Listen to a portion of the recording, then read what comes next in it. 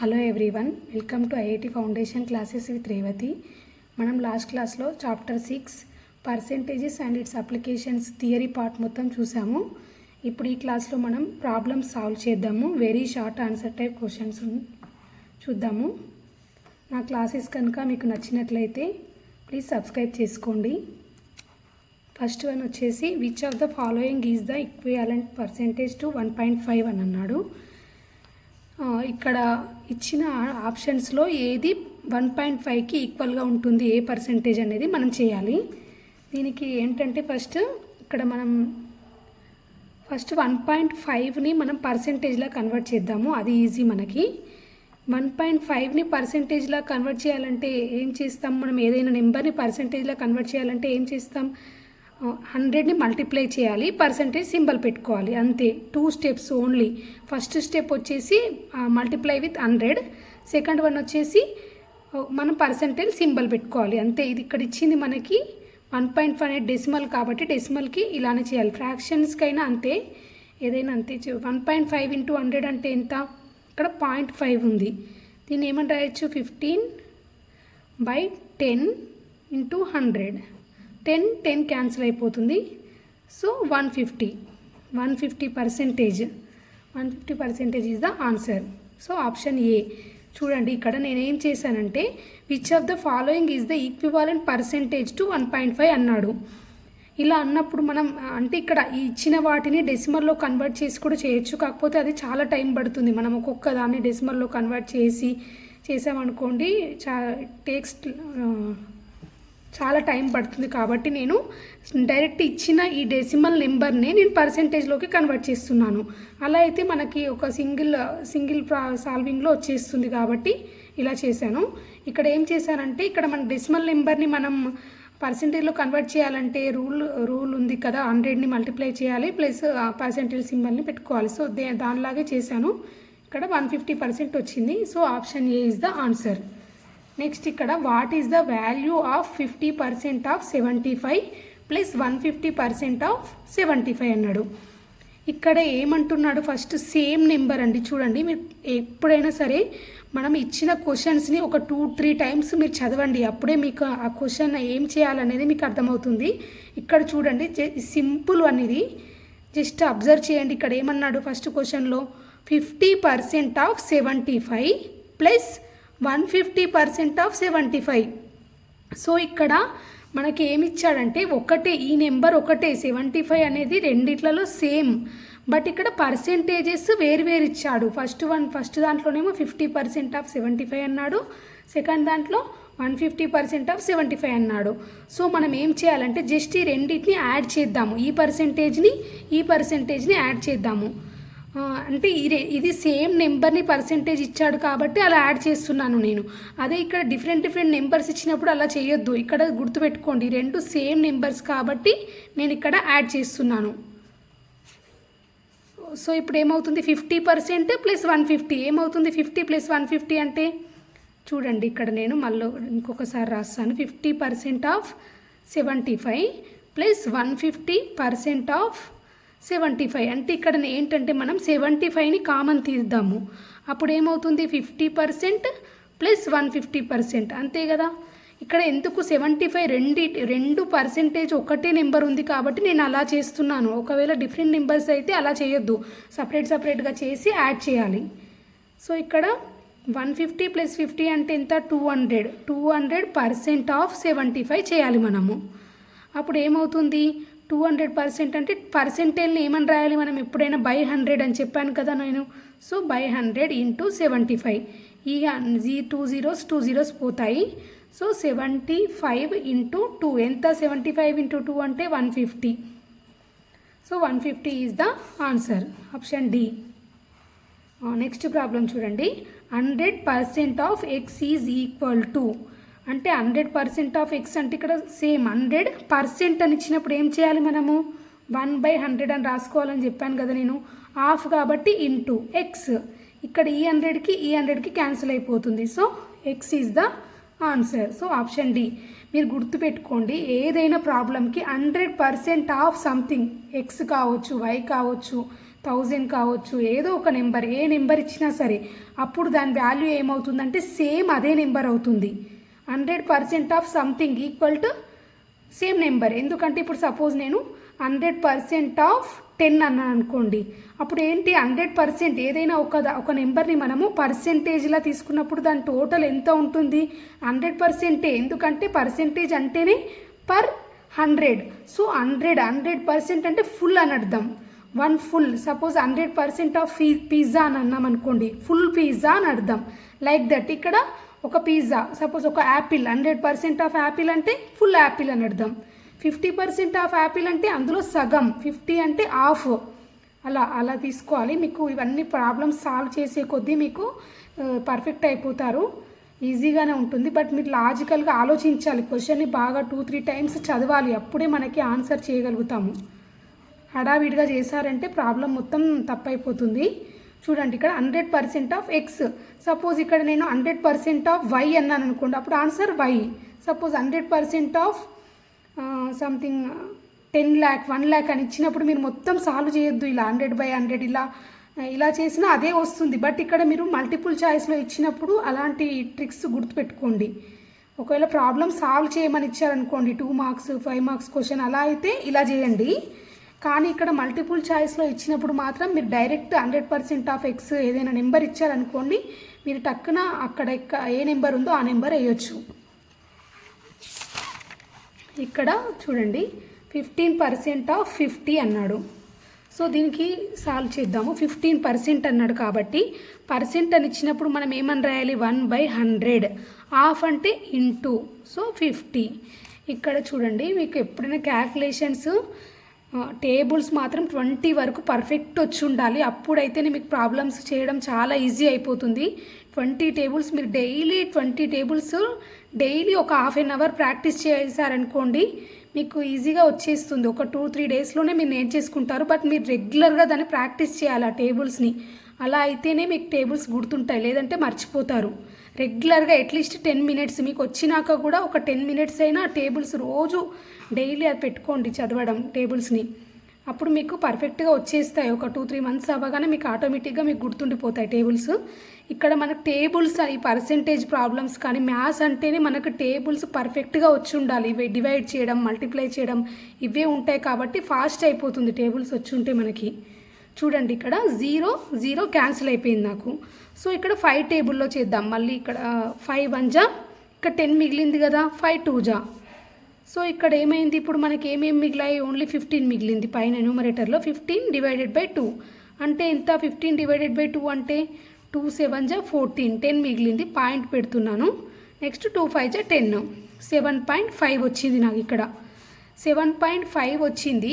So మీరు లాజికల్గా ఆలోచించండి. ఇప్పుడు ఈ క్వశ్చన్లో ఇవన్నీ చేయకండి. ఇప్పుడు 7.5 కదా, వీటిని కూడా ఇదన్నీ ఒక్కొక్క దాన్ని సాల్వ్ చేసుకుంటూ పోతే మనకు ఆన్సర్ వస్తుంది. బట్ ఇక్కడ మీరు లాజికల్గా ఒక్కసారి ఆలోచించండి. 7.5 వచ్చింది నాకు. మీరు ఒకసారి అన్ని ఆప్షన్స్ని అబ్జర్వ్ చేయండి. ఇక్కడ ఏమన్నాడు? 50% ఆఫ్ 30, నెక్స్ట్ 100% ఆఫ్ 30, 7.5% ఆఫ్ 25. ఇక్కడ చూడండి ఆప్షన్ డి 100% ఆఫ్ 7.5. ఇంతకుముందుకు నేను చెప్పాను కదా, ఏదైనా ఒక నెంబర్కి 100% ఆఫ్ 7.5 అంటే ఏంటి? దాని ఆన్సర్ 7.5. సో ఇది 7.5 దీనికి మ్యాచ్ అవుతుంది. So option D is the answer. But మనకు ఒకవేళ ఇలా ఇవ్వలేదనుకోండి, మనకి ఇప్పుడు టక్కున వచ్చేసింది, మనకు లాజికల్గా తెలుసు కాబట్టి. లేదంటే ఎలా చేయాలంటే ఇక్కడ ఫస్ట్ 50% ఆఫ్ 30 అంటే దీన్ని ఏమని రాయొచ్చు? 50/100 ఇంటూ 30. ఈ 0 క్యాన్సిల్ అయిపోతుంది. న్యూమరేటర్లో ఈ 0 క్యాన్సిల్ అయిపోయింది. నాకు ఎంత వచ్చింది? 5 × 3 మిగిలింది. 5 3 జా 15. నెక్స్ట్ ఇక్కడ 100% ఆఫ్ 30 అంటే ఏంటి? 100 ఏదైనా ఒక నెంబర్కి 100% అంటే సేమ్ నెంబర్ అవుతుంది. సో 30, దీనికి ఏమో ఆన్సర్ 30 వచ్చింది. నెక్స్ట్ ఇక్కడ చూడండి 7.5% ఆఫ్ 25 అని అన్నాడు. అప్పుడు ఏం చేయాలి మనం? 7.5 /100 ఇంటూ 25. ఇక్కడ ఏం చేస్తున్నాను నేను? 5 5 జా, నెక్స్ట్ 5 20 జా, 5 1 జా, 5 4 జా. నెక్స్ట్ మళ్ళీ 75ని దీంతో 4తో చేద్దాము. 7.5 కాబట్టి ఇక్కడ 4 1 జా 4, 35 మిగిలింది. సో 3.5 అన్నట్టు ఇక్కడ పాయింట్ ఉంది కాబట్టి నేను పాయింట్ పెట్టాను. 4 8 జా 32, ఇంకా 30 మిగిలింది. సో 7 1.87 సంథింగ్ వస్తుంది ఇక్కడ. 1.87 దీని ఆన్సర్. సో ఇక్కడ మనకి ఇలా ఇచ్చినప్పుడు ఒక్కొక్క ఆప్షన్ని ఇలా చేయాలి, లేదంటే ఇట్లా కొంచెం లాజికల్గా ఆలోచించండి. ఎక్కడైనా కనిపిస్తే అది ఆన్సర్ అవుతుంది. ఇక్కడ చూడండి 50% ఆఫ్ 30 కదా. ఇక్కడ నేను ఏం చెప్పాను, ఏదైనా ఒక నెంబర్ 100% అంటే అదే నెంబర్ అని చెప్పాను కదా. మీరు జస్ట్ ఆలోచించండి. ఇక్కడ 50% 100% అంటే 30 కదా. 50% అన్నప్పుడు ఏమవుతుంది, అందులో సగం కదా. 30లో హాఫ్ ఎంత, 15. సో 15 వచ్చింది. అలా అయినా చేయొచ్చు మీరు. ఇది చేయాలంటే కొంచెం టైం పడుతుంది. మీరు ఎన్ని ప్రాబ్లమ్స్ ఎక్కువ సాల్వ్ చేసే కొద్దీ ఆ టాపిక్ పైన మీరు ఎంత గ్రిప్ ఉంటే అంత ఈజీ అవుతుందన్నమాట. ఇప్పుడు నాకు తెలుసు కాబట్టి నేను డైరెక్ట్ ఇలా చెప్తున్నాను. మీరు కూడా ప్రాక్టీస్ చేసే కొద్దీ మీకు ఆ టాపిక్ పైన ఇంట్రెస్ట్ పెరుగుతుంది. ఇక్కడ చూడండి ఇంకొక problem. 10% of 20% of 100 is equal to అన్నాడు. సో అప్పుడు ఏం చేయాలి మనము, 10% ఆఫ్ అన్నాడు కాబట్టి 10%ని ఏమని రాస్తాను, ఇక్కడ 1/100 అని రాస్తాము. నెక్స్ట్ ఆఫ్ కాబట్టి మళ్ళీ ఇంటూ. 20% అంటే 20 ఇంటూ 1/100, మళ్ళీ ఆఫ్ అన్నాడు కాబట్టి ఇంటూ 100. సో ఇక్కడ ఏమవుతుంది, ఈ 100కి క్యాన్సిల్ అయిపోతుంది కదా. నెక్స్ట్ ఏం చేద్దాము, నెక్స్ట్ ఇక్కడ ఈ 100లో 1 0, ఈ 0 క్యాన్సిల్ అయిపోతుంది. నెక్స్ట్ ఈ 0కి క్యాన్సిల్ అయిపోతుంది. సో ఇక్కడ ఎంత మిగిలింది, నాకు 2 వచ్చింది. సో 2 ఇక్కడ దీని ఆన్సర్ 2 వచ్చింది. బట్ ఇక్కడ ఏమంటున్నాడు ఆప్షన్స్లో, 30% ఆఫ్ 300, 2% ఆఫ్ 100, 15% ఆఫ్ 100, 200% ఆఫ్ 100 అంటున్నాడు. ఇక్కడ చూడండి, ఇక్కడ మనకి అన్ని నెంబర్స్ సేమ్ ఇచ్చాడు. ఇక్కడ ఒక నెంబర్ పర్సెంటేజ్ అనగానే ఎందులో తీసుకుంటాం, దాన్ని 100లోనే తీసుకుంటాం. ఎందుకంటే పర్సెంట్ అంటే పర్ 100 అని అర్థం కాబట్టి. సో ఇక్కడ డైరెక్ట్ 30% ఆఫ్ 100 అంటే మీరు డైరెక్ట్ 100% అంటే 100 కదా. సో 30% అన్నప్పుడు ఏమవుతుంది, ఇక్కడ 100కే చేస్తాం కాబట్టి మనం 30 అని రాసుకోవచ్చు. ఇక్కడ ఆన్సర్ 30 అవుతుంది. చూడండి ఇక్కడ 2% ఆఫ్ 100 అంటే 2, ఎందుకంటే మనం 100ని 100% తోటి కంపేర్ చేస్తున్నాము. సో ఇక్కడ 100ని 100% తోటి చేసినప్పుడు 100% అంటే 100, 1% అంటే 1, 2% అంటే 2, 3 అంటే 3, 5 అంటే 5. అలా ఎందుకు 5, ఇక్కడ 100 కాబట్టి అలా తీసుకుంటాము. సపోజ్ వేరే నెంబర్స్ అయితే మళ్ళీ ఈ ప్రాసెస్లో చేయాలి, 2/100 ఇంటూ 100 అలా చేయాలి. ఇక్కడ 100స్లోనే ఇచ్చాడు కాబట్టి నేను అలా చెప్తున్నాను. 15% ఆఫ్ 100 అంటే ఎంత, 15. నెక్స్ట్ ఇక్కడ 200% ఆఫ్ 100 అంటే ఎంత, 200. ఇక్కడ 100కే అన్నాడు కాబట్టి నేను అలా తీసుకుంటున్నాను. అబ్జర్వ్ చేయండి. సో ఇక్కడ మనకి ఇది ఎక్కడ దేనికి 2 ఈక్వల్ అయింది, option B. So option B is the answer.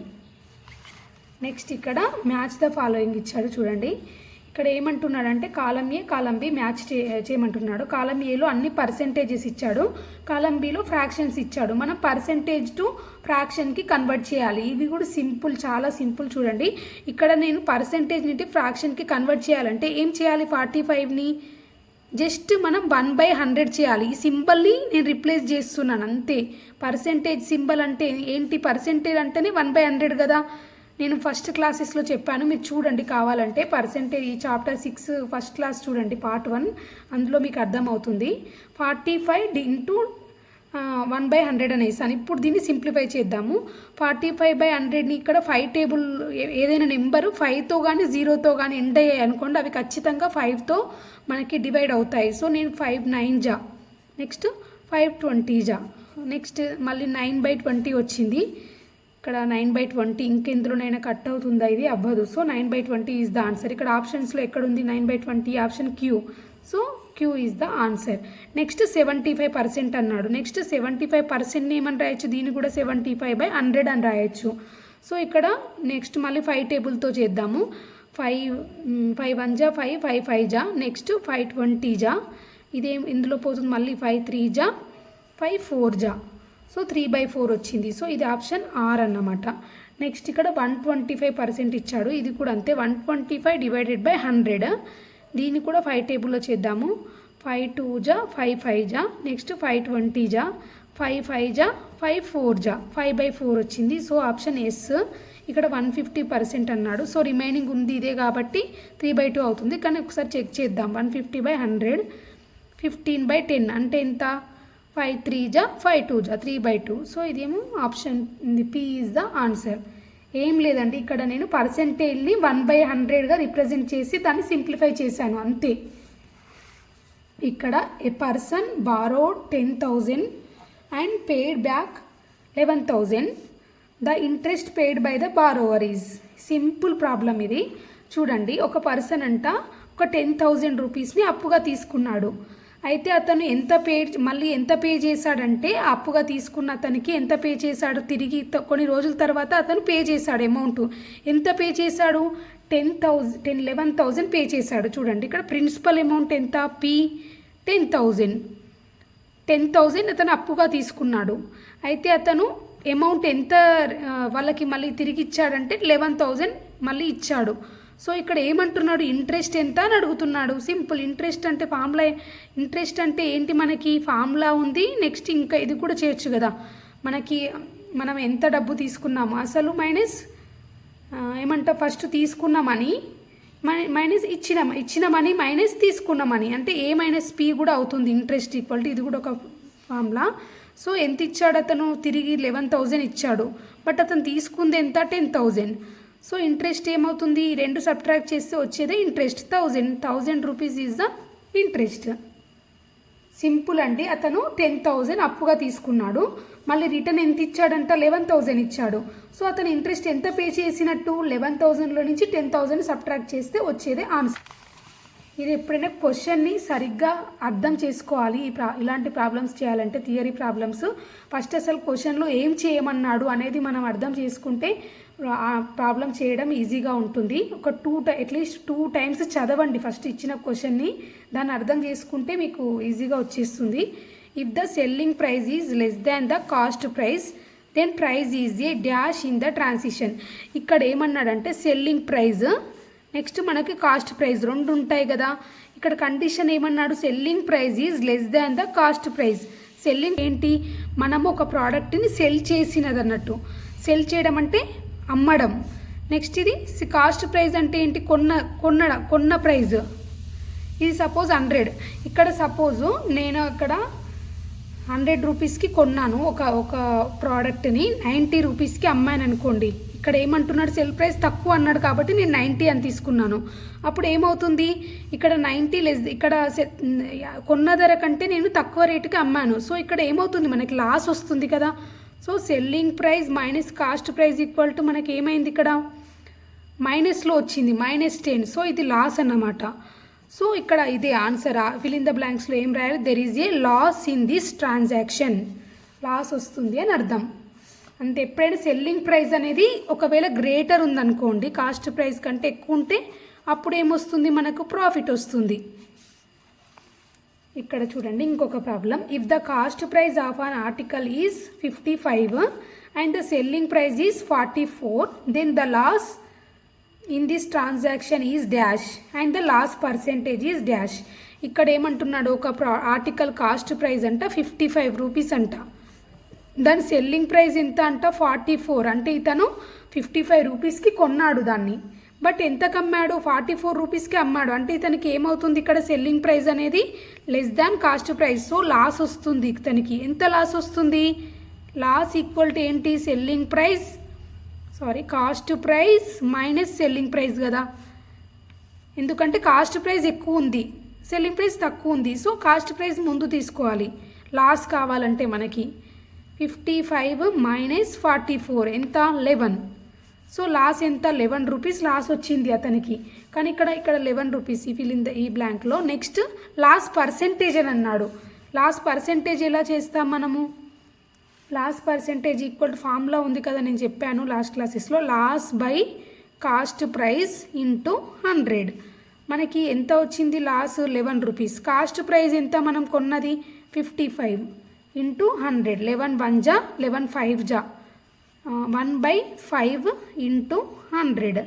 5 1 జా 5 20 జా. సో 20% లాస్ అన్నమాట అతనికి. ఎంత లాస్ వచ్చింది? 20%. ఒకవేళ ప్రాఫిట్ వచ్చింది అనుకోండి సపోజ్ ఒక ప్రాబ్లంలో, అప్పుడు ఏం చేయాలి మనము? Selling price minus cost price చేయాలి. ఎందుకంటే సెల్లింగ్ ప్రైస్ ఎక్కువ ఉంటుంది కదా ప్రాఫిట్లో, అందుకే selling price minus cost price వచ్చింది. ఇక్కడ లాస్ కాబట్టి cost price minus selling price చేశాను. లాస్ పర్సెంటేజ్ అన్నప్పుడు loss by cost price into 100 కదా. మనం లాస్ కానీ ప్రాఫిట్ కానీ ఏదైనా కాస్ట్ ప్రైస్ మీదే డిపెండ్ అయి ఉంటుంది. సో ఇక్కడ మనం కాస్ట్ ప్రైస్ తోటే చేస్తున్నాము. పర్సెంటేజ్ కూడా సేమ్ ప్రాఫిట్ అయినా సరే profit by cost price into 100 అని చేయాలి. నెక్స్ట్ ఇక్కడ ఇంకొక ప్రాబ్లం చూడండి. If the cost price is equal to selling price, ఒకవేళ cost price is equal to selling price అయితే ఏమవుతుంది అంటే మనము ఏ ప్రైస్కి అయితే ఒక ప్రోడక్ట్ని కొన్నామో అదే ప్రైస్కి దాన్ని సెల్ చేస్తున్నాం. అప్పుడు మనకి ఏముంటుంది?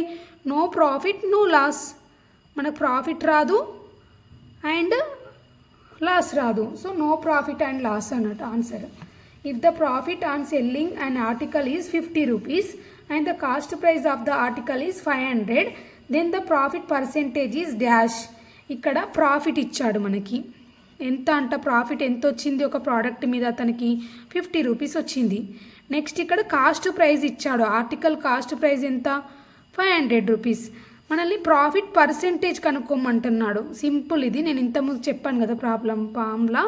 Profit by cost price into 100. ఇక్కడ మనకు ప్రాఫిట్ ఇచ్చాడు, కాస్ట్ ప్రైస్ ఇచ్చాడు. సో ఇందులో మనం అప్లై చేయాలి అంతే. 50/500 ఇంటూ 100. 100 1 జా, 100 5 జా, 5 1 జా, 5 10 జా.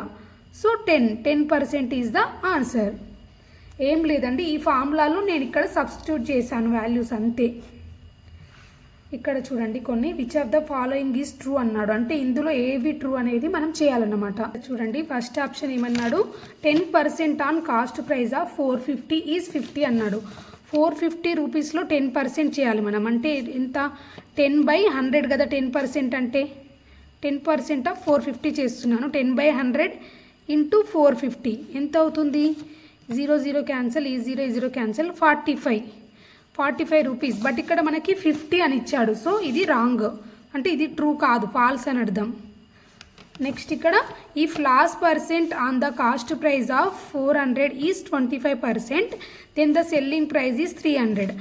అంటే ఇక్కడ మనకి ఒక ఆర్టికల్ది లాస్ పర్సెంటేజ్ ఇచ్చాడు. లాస్ పర్సెంటేజ్ ఎంత అంట? 25% అంట. అయితే ఆ ప్రోడక్ట్ కాస్ట్ ప్రైస్ ఎంత అన్నాడు? 400 అంట. సెల్లింగ్ ప్రైస్ 300 అంట. చెక్ చేద్దాం ఒకసారి ఇది కరెక్టా రాంగా. ఇక్కడ కాస్ట్ ప్రైస్ 400 అన్నాడు, లాస్ పర్సెంటేజ్ 25% అన్నాడు. సో 25% ఆఫ్ 400 చేద్దాం మనం ఫస్ట్. అంటే ఎంత లాస్ అనేది కాస్ట్ ప్రైస్ మీదనే డిపెండ్ అయి ఉంటుంది కదా మనకు ప్రాఫిట్ ఆర్ లాస్ అనేది. సో నేను ఇక్కడ అందుకే కాస్ట్ ప్రైస్కి మనం పర్సెంటేజ్ ఫైండ్ అవుట్ చేయాలి. 25/100 ఇంటూ 400. 100 1 జా, 100 4 జా, 400. సో ఇక్కడ 25 ఇంటూ 4 ఎంత? 100. సో 100 రూపీస్ వచ్చింది నాకు లాస్ ఇక్కడ. సో 100 రూపీస్ లాస్ వచ్చిందంటే అతను ఎంత కమ్ము ఉంటాడు? సెల్లింగ్ ప్రైస్ ఎంత అవుతుంది? Selling price equal to cost price minus లాసే కదా. ఎంత కమ్ముతాడు అతను ఆ ప్రోడక్ట్ని? 400 మైనస్ 100 అంటే 300. సో మనకి ఇచ్చిన ఆప్షన్లో మనకి ఇచ్చిన దాంట్లో కూడా 300 ఉంది. సో ఇది కరెక్ట్ అవుతుంది కండిషన్. సో ఇది ఆన్సర్ ట్రూ అవుతుంది ఇది ఈ ఆప్షను. నెక్స్ట్ ఆప్షన్ సి చూద్దాం. Selling price minus loss equal to cost price. ఈ కండిషన్ కరెక్టేనా ఒకసారి చెక్ చేద్దాం. Selling price minus loss equal to cost price అవుతుందా? లాస్ అంటే ఏమని చెప్పాను నేను ఇంత ముందుకు? లాస్ ఎప్పుడైనా సరే cost price minus selling price ఉంటుంది. సో ఇక్కడ మనకి దీన్ని ఇటు తీసుకొచ్చామనుకోండి సేమ్ అవుతుందా? ఇక్కడ ఏమవుతుంది? Loss equal to రాద్దాము. దీని నుంచి లాస్ ఈక్వల్ టు ఏమవుతుంది అంటే ఈ కాస్ట్ ప్రైస్ని ఇటు తీసుకొద్దాము, లాస్ని ఇటు తీసుకొద్దాం. అప్పుడు మైనస్ ఉన్నది ఇటువైపుకి వస్తే ఏమవుతుంది? ప్లస్ అవుతుంది. ఇది ప్లస్ కదా, మైనస్ అవుతుంది. So selling price minus cost price అవుతుంది. సో ఇక్కడ రాంగ్ వస్తుంది మనకి. యాక్చువల్గా cost price minus selling price, but ఇక్కడ selling price minus cost price అని వస్తుంది. సో ఇది కూడా ఫాల్స్ అవుతుంది మనకి. నెక్స్ట్ ఇక్కడ profit minus cost price equal to selling price. ఇది కూడా ప్రాఫిట్ ఈక్వల్ టు రాద్దాము. ప్రాఫిట్ ఈక్వల్ టు అంటే ఇది ప్రాఫిట్ కావాలంటే మనకి కాస్ట్ ప్రైస్ని ఇటు తీసుకొద్దాము. అప్పుడు ఏమవుతుంది? Selling price cost price minus ఉంది కదా, ఇక్కడ తీసుకొస్తే ప్లస్ అవుతుంది. సెల్లింగ్ ప్రైస్ ప్లస్ కాస్ట్ ప్రైజా మనకు ప్రాఫిట్ అంటే కాదు కదా, selling price minus cost price correct, ఇది రాంగ్. సో ఇది కూడా ఫాల్స్ అవుతుంది. సో ఆప్షన్ బి ఒకటి ట్రూ అయింది. So option B is the answer. Percentage of loss is calculated on the, మనం పర్సెంటేజ్ ఆఫ్ లాస్ అనేది దేంతో క్యాల్కులేట్ చేస్తామని అంటున్నాడు. దేంతో చేస్తాం మనం ఎప్పుడైనా లాస్ కానీ ప్రాఫిట్ కానీ దేంతో చేస్తాం, కాస్ట్ ప్రైస్తో చేస్తాం. So option B is the answer. ఇక్కడ చూడండి డిస్కౌంట్ ఈక్వల్ టు డాష్ అంటున్నాడు. నేను డిస్కౌంట్ అనేది ఎలా చేస్తామని చెప్పాను, నేను థియరీ చెప్పాను కదా లాస్ట్ క్లాసెస్, చూడండి ఒకసారి. డిస్కౌంట్ ఈక్వల్ టు ఏంటంటే marked price minus selling price, ఇది ఆన్సర్. ఎందుకంటే మనము సపోజ్ ఇప్పుడు డీమార్ట్లో చూస్తాము, ఇప్పుడు మార్క్డ్ ప్రైస్ ఒకటి ఉంటుంది, దానిపైన సెల్లింగ్ ప్రైస్ ఒకటి ఉంటుంది. అప్పుడు అంటే అర్థం ఏంటి, మనకు డిస్కౌంట్ ఎంత వస్తుంది, ఆ రెండింటి డిఫరెన్స్ అమౌంటే డిస్కౌంట్ కదా. So marked price minus cost price equal to discount అన్నమాట. అంటే సపోజ్ మనకి సేల్ 1000 ఉందనుకోండి, దాని మార్కెట్ ప్రైస్, డీమార్ట్ ప్రైస్ అనేసి ఒక 800 అని పెడతాడు. అప్పుడు ఏంటి 1000 మైనస్ 800 ఈక్వల్ టు 200, మనకి 200 రూపీస్ డిస్కౌంట్ వస్తుంది అని అర్థము, అలా అన్నమాట. నెక్స్ట్ ఇక్కడ if an article is sold for ₹150 at a loss of 50, then which of the following is true.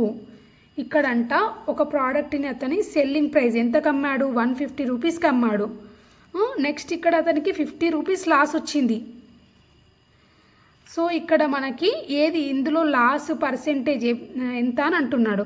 మనం లాస్ పర్సెంటేజ్ తెలియాలంటే మనకు ఫస్ట్ అది ఎప్పుడైనా సరే లాస్ కానీ ప్రాఫిట్ ఏదైనా సరే మనకి కాస్ట్ ప్రైస్ మీద డిపెండ్ అయి ఉంటుంది. సో ఇక్కడ నేను ఫస్ట్ కాస్ట్ ప్రైస్ ఎంతనో తెలుసుకుందాం. కాస్ట్ ప్రైస్ అంటే మనకు లాస్ ఫార్ములా ఏమవుతుంది, నేను ఫార్ములా చెప్పాను కదా, cost price minus selling price కదా. సో మనకు లాస్ 50 ఇచ్చాడు, ఇక్కడ కాస్ట్ ప్రైస్ తెలియదు నాకు, సో అలానే రాశాను. సెల్లింగ్ ప్రైస్ ఎంత అన్నాడు, 150. So cost price equal to ఏమవుతుంది, 50 ప్లస్ 150 200 అవుతుంది. సో ఇక్కడ అతనికి కాస్ట్ ప్రైస్ ఎంతకు పడింది, 200కి పడింది. బట్ అతను ఎంతకు అమ్మాడు, ఆర్టికల్ని 150కి అమ్మాడు. సో లాస్ పర్సెంటేజ్ లాస్ ఎంత వచ్చింది, 50 రూపీస్. బట్ ఇక్కడ మనకి లాస్ పర్సెంటేజ్ కావాలి. సో లాస్ పర్సెంటేజ్ ఎలా చేస్తాం మనం, loss by cost price into 100 కదా. సో ఇక్కడ మనకు లాస్ ఎంతనో తెలుసు, 50 బై కాస్ట్ ప్రైస్ ఎంతనో తెలుసు, 200 ఇంటూ 100. ఇక్కడ చూడండి 100 1 జా, 100 2 జా, 2 1 జా, 225 జా. సో 25% లాస్ అని అర్థం, 25% loss. Option C is the answer. ఇక్కడ నేను ఏం చేశానంటే జస్ట్ ఇక్కడ నేను సెల్లింగ్ ప్రైస్ కాస్ట్ ప్రైస్ కనుక్కున్నాను, ఎందుకంటే సెల్లింగ్ ప్రైస్ ఇచ్చాడు మనకు లాస్ పర్సెంటేజ్ కావాలంటే కాస్ట్ ప్రైస్ తోటి చేస్తాం కాబట్టి నేను ఇక్కడ కాస్ట్ ప్రైస్ ఫైండ్ అవుట్ చేశాను. నెక్స్ట్ తను లాస్ ఇచ్చాడు, ఆ ఫార్ములాలో సబ్స్టిట్యూట్ చేశాను, అంతే నాకు ఆన్సర్ వచ్చేసింది అంతే. ఇక్కడ చూడండి కొన్ని ఫిల్ ఇన్ ద బ్లాంక్స్ ఉన్నాయి. ఏమి ఇచ్చాడంటే amount equal to dash plus interest.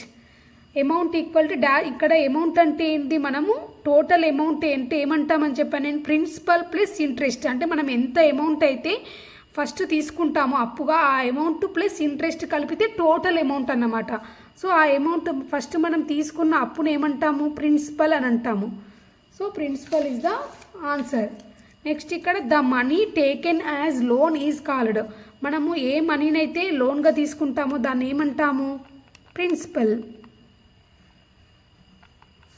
Next the additional money to be paid for using others money is called. Additional money ఇస్తాం కదా మనం ఒకరికి పే చేసేటప్పుడు, అడిషనల్గా ఏదైతే మనీ ఇస్తామో దాన్ని ఏమంటామో అని అంటున్నాడు. ఏమంటాం దాన్ని, ఇంట్రెస్ట్. అడిషనల్గా మనము ప్రిన్సిపల్తో పాటు ఇంట్రెస్ట్ కూడా పే చేస్తున్నాం కదా, సో అది interest. The money paid to the money lender which includes the interest and the principal is called. ఇక్కడ మనం మొత్తం మనీ ఇస్తాం కదా లెండర్కి, అది ఏమి ఇంక్లూడ్ అయి ఉంటుంది, ఇంట్రెస్ట్ ప్లస్ ప్రిన్సిపల్. ఆ మనీని ఏమంటాము అని అంటున్నాడు, అమౌంట్. ఇక్కడ ఫస్ట్ దీంట్లో చూసాం కదా సేమ్ అదే, amount equal to principal plus interest. అదే ఇక్కడ మళ్ళీ ఇంకొక క్వశ్చన్ లాగా అడిగాడు. Next the simple interest on ₹1000 at 10% per annum for 10 years is dash. అంటే ఇక్కడ మనము సింపుల్ ఇంట్రెస్ట్ ఫైండ్ అవుట్ చేయాలి. సింపుల్ ఇంట్రెస్ట్ ఫార్ములా ఏంటి, PTR/100.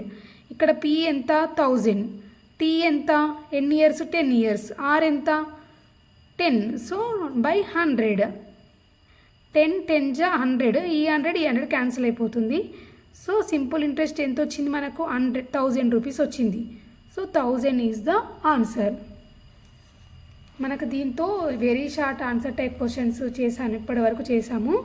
నెక్స్ట్ మనము షార్ట్ ఆన్సర్ టైప్ క్వశ్చన్స్ ఇంకో 2 ఎస్సే క్వశ్చన్స్ ఉన్నాయి, అవి సాల్వ్ చేద్దాము.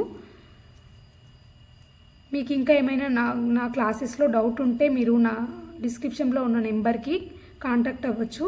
Thank you.